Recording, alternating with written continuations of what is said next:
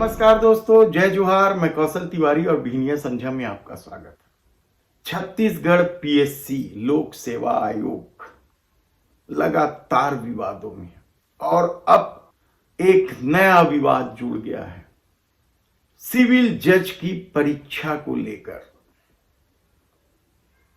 Civil जज की परीक्षा लोक सेवा आयोग ने 3 सितंबर को आयोजित की थी, प्रारंभिक परीक्षा, जिसमें से 542 बच्चे पास हुए थे और इन 542 बच्चों की परीक्षा, जो मुख्य परीक्षा कहलाती है, वह 25 अगस्त को ली गई थी। और इसके बाद जब परिणाम घोषित हुए तो इसे लेकर बवाल इसलिए मच गया क्योंकि आरोप यह है कि बहुत सारे परीक्षार्थियों के प्रश्न पत्र जांचे ही नहीं गए, बगैर देखे ही उन्हें फेल कर दिया गया और इसे लेकर 7 परीक्षार्थी हाई कोर्ट की शरण में जा पहुंचे। दरअसल पूरा मामला ऐसा समझिए कि 25 अगस्त को जब परीक्षा आयोजित की गई, ठीक परीक्षा आयोजित करने से पहले नियम बदल दी गई और इस नियम की जानकारी परीक्षा देने वाले बच्चों को थी ही नहीं। उन्होंने तो प्रश्न पत्र लेते ही सामान्य तौर पर जिस तरीके से प्रश्न पत्र हल किए जाते थे उसी तरीके से हल कर दिए। नियम बदलने की जानकारी बच्चों के मुताबिक जो न्यायालय गए हैं वे बता रहे हैं कि नियम बदलने की जानकारी ना तो पीएससी ने दी और ना ही परीक्षा हाल में मौजूद पर्यवेक्षकों ने ही इसकी जानकारी दी। दरअसल नियम यह बना दिया गया था कि उत्तर प्रश्न के क्रम में ही लिखे जाएं, यानी जिस क्रम में प्रश्न है उसी क्रम में उत्तर लिखे जाएं। लेकिन इससे पहले ऐसा नहीं होता था।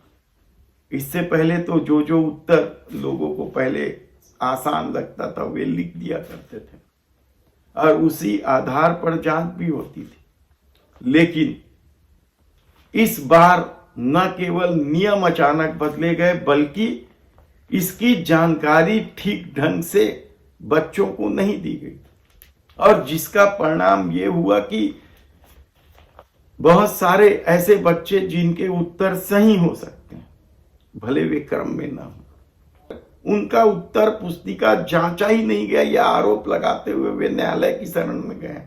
आप सोचिए कि लोक सेवा आयोग किस तरीके का खेल खेल रही है बच्चों के साथ, या सरकार किस तरीके का खेल खेल रही है। यह जांच का विषय हो सकता है कि इस खेल के पीछे कौन है, लेकिन अपने गठन के बाद से ही विवादों में रही।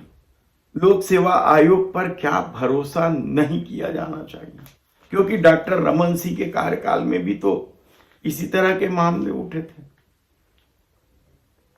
और उसके बाद भूपेश सरकार के कार्यकाल में तो जो घोटाला हुआ, नेताओं और अफसरों के बच्चों की भर्ती हो गई, यानी वे उत्तीर्ण हो गए, उसे लेकर मामला सीबीआई तक पहुंच गया है। और हमने कल ही बताया कि किस तरीके से सीबीआई जांच कर रही है, किस तरीके से परीक्षा उप नियंत्रक को छोड़ दिया गया है। उसे जांच के दायरे में कब लाया जाएगा, वह पद पे बने हुए ना तो सरकार नहीं हटाया है उन्हें, जबकि उनकी बहू भी इस परीक्षा में शामिल थी। इसके अलावा अचानक साक्षात्कार का परीक्षा रद्द करने, दस्तावेज सत्यापन का मामला टाल देने और इंटरव्यू के 2 दिन पहले ही कार्यकारी अध्यक्ष की नियुक्ति को लेकर भी तो सवाल सीजीपीएससी पर उठ रहे हैं। ऐसे में जब मामला न्यायालय तक जा पहुंचा है, तब देखना होगा कि आने वाले दिनों में सीजीपीएससी को लेकर सरकार की क्या भूमिका होती। धन्यवाद।